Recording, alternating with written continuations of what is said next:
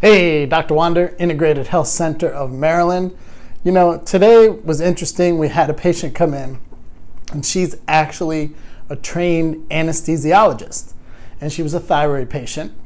And I made the mistake of thinking that she would know the general expanded thyroid sort of physiology and how hormones go from one area to another. And she, pardon me, and she didn't. And so if she didn't, as a trained anesthesiologist, then I'm figuring that a lot of you out there probably don't know either. So I explained it to her, and she said that I explained it to her in a good way that was understandable, not only for her as a physician, but for the general lay people. So let's go through it, okay? So TSH, thyroid stimulating hormone, is produced in the pituitary gland, and required for this is zinc and protein, especially a protein called tyrosine. So to produce the right amount of TSH, which typically, if you are on thyroid hormone like Synthroid or levothyroxine or something like that, this is the only marker that's being looked at to determine, usually anyway, what dosage and what medication you need. And so this tells your thyroid gland to produce something called T4, and it's the inactive form of thyroid hormone, and it requires iodine to produce the right amount of T4. Now, your body then needs to take this T4 and convert it into T3, reverse T3, and T3 uptake. And this part of the equation requires the proper amount of selenium in your body. 62% of this conversion happens in the liver. So if you have something called fatty liver, which means one or more of your liver enzymes are too high and your cholesterol and or triglycerides are too high, then this is going to be a tough conversion for you. As well as in your gut.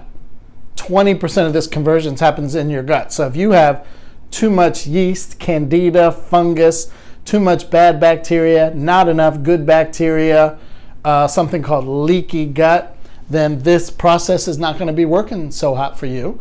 Some of you also are on 100% T4 medications like levothyroxine and Synthroid. And so if this conversion is not taking place, it might be better to have a different type of medication that is more of a combination of T4 and T3. Obviously, every case is different, but the proper amount of the T hormones is necessary for cell communication, which for that, you need the proper amounts of vitamin A and vitamin D, which is very important. And if you're not having the proper cell communication, then certain common issues are going to happen or happen to you, which are the most common things that people tell us as symptoms that they're having. So metabolism, no energy, problems sleeping, problems falling asleep, which is typically a gallbladder issue, and problems staying asleep, which is typically an adrenal gland issue, or you sleep fine, you fall asleep fine, you go to sleep fine, you wake up and you're still tired. That's something called wired and tired, and that's typically a problem here. Weight loss, hair thinning, hair loss, skin issues, cholesterol that's too high. These are all common things, and required for these are what's called essential fatty acids like omega-3.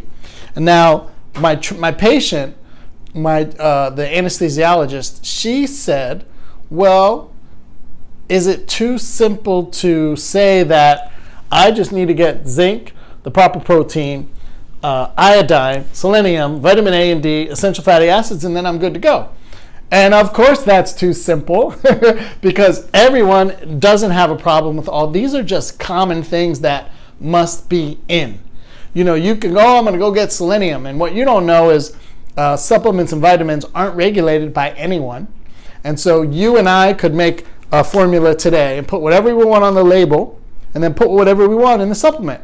And it might not be the same, and it doesn't have to be the same, and it's 100% legal. So hopefully this clears up some of the confusion that a lot of people have out there.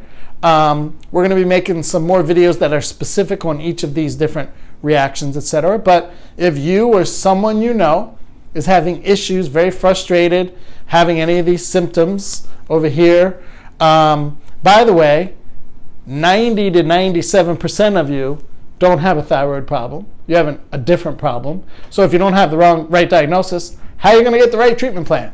So I am the author of It's Not You, It's Your Thyroid. If you or someone you know is interested in getting to the bottom of this now, get in touch with us. There's many different ways to see if we would accept your case. 301-770-5395.